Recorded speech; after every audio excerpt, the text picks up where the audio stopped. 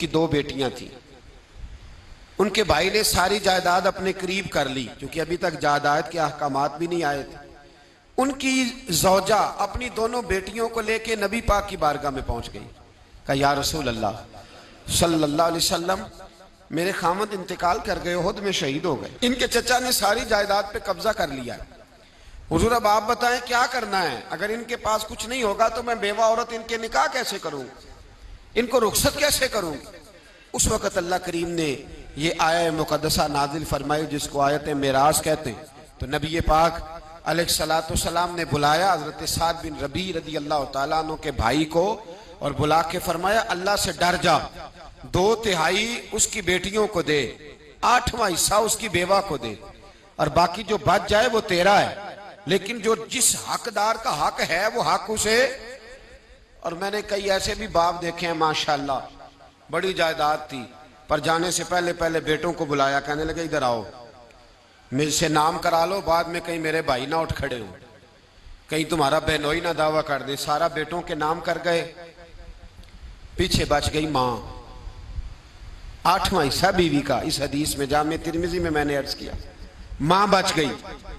अब वो बेचारी, बड़ा भाई कहता है छोटे के पास रहेगी, छोटे से प्यार ज्यादा है, और छोटा कहता है मेरे बच्चे ज्यादा हैं, कमरा ही कोई नहीं खाली, वो कहां रहे, वो बूढ़ी अम्मा किधर जाए भला?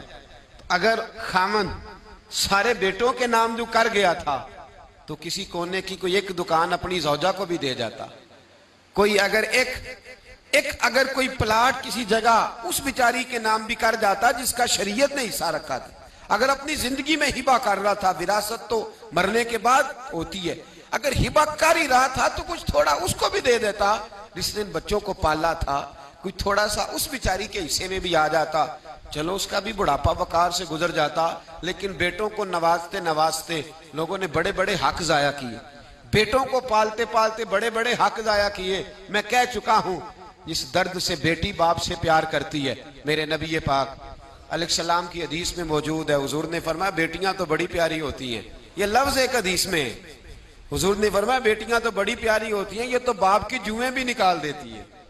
ये महबूब ने जुमला फरमाया, तो जुमे तक निकाल देती अब्बा के सर से, तो बड़ी प्यारी होती। तो मेहरबानी फरमाया बेटी को उसका असल हक दें, जायदाद में उसे हिस्सेदार बना, बीवी को उसका हक दें। अगर किसी वजह से आप समझते हैं कि वालिद ने यह काम सही नहीं किया, तो आप अपने बाप की कब्र से बोझ उतार दें, अपनी बहन को जो उसका हक बनता है उसे दें। भाई ये जुर्रत करें, भाई ताकत का मुजाहरा करें, भाई हिम्मत करें, दें बहनों को, क्यों नहीं दिया जा रहा? वालिद की जायदाद से हक है, हिस्सा है उनका, उस हिस्से को लेना उनके लिए बड़ा जरूरी। मेरे नबी पाक अलैहिस्सलाम ने जिंदगी में जो इंसान अपने बच्चों को कुछ चीज देता है तो उसको विरासत नहीं कहते, उसको हिबा करना कहते हैं। हुजूर ने जिंदगी में भी मना किया है, उलमा ने इजाजत दी है, अगर किसी दीनी मर्तबे की वजह से अगर वालिद अपने किसी बेटे को ज्यादा देता है तो ज्यादा दे सकता है किसी को, उसको इजाजत है, लेकिन ये अमल ज्यादा महबूब नहीं है अल्लाह रसूल की बारगाह। उसको इजाजत तो है ज्यादा दे देने की, लेकिन किसी एक को बिल्कुल महरूम कर देने की इजाजत। हमारे कुछ बूढ़ों का ये भी ख्याल होता है जिसने 4 दिन पैसे ज्यादा, पैर ज्यादा दबा दिए, 2-4 एकड़ जमीन उसके नाम हो गई, पैर जो ज्यादा दबाए, जो जरा 4 दिन करीब ज्यादा बैठा उसको हल्का हल्का नवाजना शुरू कर दिया। ये तरीका मामूद नहीं। हजरत नौमान बिन बशीर रदी अल्लाह तआला अन्हु फरमाते हैं, अबू दाऊद शरीफ की हदीस है, फरमाते मैं हुजूर सैयद आलम अलैहिस्सलाम का गुलाम था और मेरा एक भाई था, वो अक्सर नहीं आया करता था। मेरे वालिद गिरामी ने, वो हुजूर की बारगाह में कम आता था, और एक रवायत में शारहीन ने यहां तक भी लिखा है कि शायद वो भाई मुसलमान भी नहीं थे। तो नबी पाक सल्लल्लाहु तआला अलैहि वसल्लम की बारगाह में मैं रहता था, तो हजरत नौमान बिन बशीर फरमाते हैं मेरे अब्बा जी ने मुझे घोड़ा खरीद के दिया,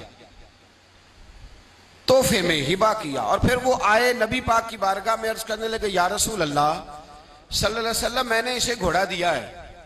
इसकी मां कहती थी जब तू हिबा करने लगे ना घोड़ा, तो नबी पाक को गवाह बना लेना, हुजूर को गवाह बना के घोड़ा देना बेटे को।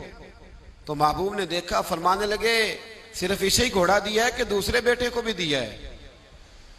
दूसरे को भी दिया है? कहा नहीं हुजूर इसे ही दिया है। तो नबी पाक फरमाने लगे फिर गुनाह और ज्यादती पर मुझे गवाह बनाने आ गए हो? लफ्ज़ है हदीस के, फरमा फत्तकुल्लाह फअदिलू औलादकुम, अल्लाह से डर और अपनी औलाद में इंसाफ कर।